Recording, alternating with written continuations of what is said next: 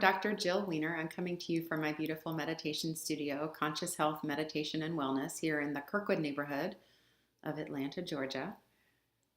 Today I'm going to talk to you about how conscious health meditation allows you to live a life that is less reactive, less stressful, calmer, more engaged, and more relaxed. In a previous video, I talked about the concept of adaptation energy and how adaptation energy is our bank account of patience.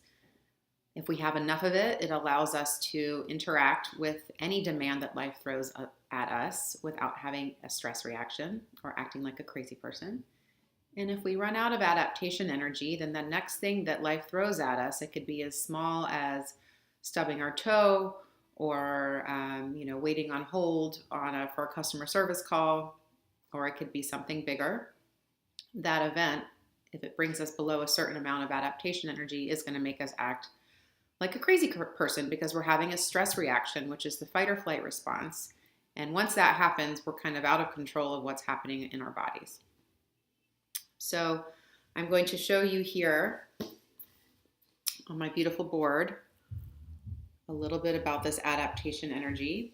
So here we have a level of 0, which is the minimal. Here's 25, which is the level that most of us would wake up with. And as we go through the day, little things that happen to us will zap our adaptation energy. And if we get below this level of 10, which is a little bit arbitrary, but just for the point of illustrating this point here, below a level of 10, you see the frowny face there. That's where we have a stress reaction. So it could be any little thing. We go below that, we'll have a stress reaction. So in terms of what normally increases our adaptation energy, makes it go higher, is sleep, eating well, and anything we find to be restorative: exercise, massages, working on cars, gardening, etc. Anything that depletes adaptation energy is going to be anytime we encounter something that is different from our expectations. We thought it was going to be sunny, it ended up being rainy. And maybe we don't have our umbrella. That's a double whammy. So there's a couple things to know about this type of meditation that will help us understand why it is so powerful in helping us manage the situations in our lives that we have typically found to be very stressful. The first thing is that conscious health meditation is 2 times more restful than any point in a night's sleep.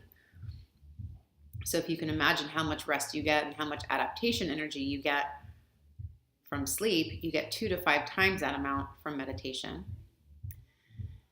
And the second thing to think about is the fact that we all, every time we have a stress reaction or an emotional response to something in our life, it leaves a scar in our physiology.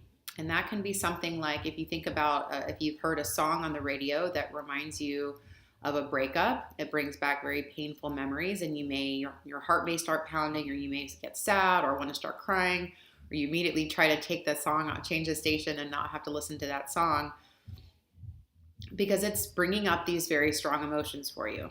Or you can think about if you smell something that reminds you.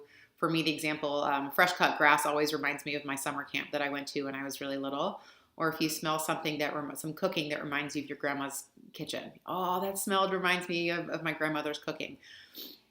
There's nothing inherent in the smell or the sound of that music or that song. It's what it triggers inside our minds, inside our emotional memory.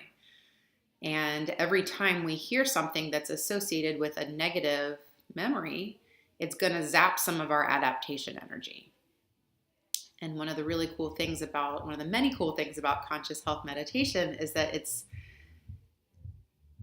as we're meditating, it's actually purifying our body of those energetic memories that have previously been stuck inside our body without anywhere to go. It releases that energy so that those little memories are no longer trapped there and are no longer zapping our adaptation energy. I think about it like we're going back to our factory setting. So we're reversing all the damage done from stress, and we're back to the way that we're supposed to be. So going back to this picture here, if we normally start the day at 25, we wake up in the morning after a good night's sleep, and then we meditate. And you see here, I have 2 smiley faces. So we meditate, we get 15 extra points of adaptation energy before we even start the day. This practice is done 20 minutes twice a day. And I promise it's actually easy to do, and it's very easy to incorporate the practice into your life. That's my job. So we do the morning practice, and then we can have all these little things happen, and maybe we get down to a level of 18. We've come all the way from 40 all the way down to 18. We're still keeping our cool, because remember, 10 is our set point. And then what happens in the middle of the afternoon, early evening, we meditate again. So we're going to go from an 18 maybe to a 35. And then we haven't, we live the rest of our evening. Maybe our level goes down to a 20. And then we go to sleep. And then instead of a 25, we wake up and our adaptation energy level is at 35. So it's even higher than it was the previous morning. And then we haven't even meditated yet. So then we meditate and it goes up to 50. So then all these little things can happen to us during the day, but our adaptation energy level still stays well above this threshold of 10. And if it gets there, it takes a lot more to get there. So we're a lot more able to handle a lot more things. So you can imagine every morning you're meditating and it goes higher. And then every afternoon you're meditating and it goes higher. And it's stacking every morning. So every morning you wake up and it's higher and higher than it was the day before. And the other thing to think about is the fact that we no longer have as many things in our lives because we're purifying our body of stress. We have less things here zapping our adaptation energy because we're not encountering as many reminders of those stressful events that have happened in our life. And there's actually a lot more of these than we even realize, and they're happening without us even realizing it. So if you think about adaptation energy like a bank account, we have now huge amounts. We're not spending as much of it because the stresses that are buried in our physiology are being released as we meditate. So we don't have as many reasons, as many things zapping our adaptation energy. So we're saving more of it. We're not spending as much of it, but we're also gaining a lot more because we are meditating twice a day. And that's huge amounts of rest that are adding to our adaptation energy. So our adaptation levels, our energy levels are super, super high because we're meditating. And we also aren't spending it as quickly, so it takes a lot less for it to drop down.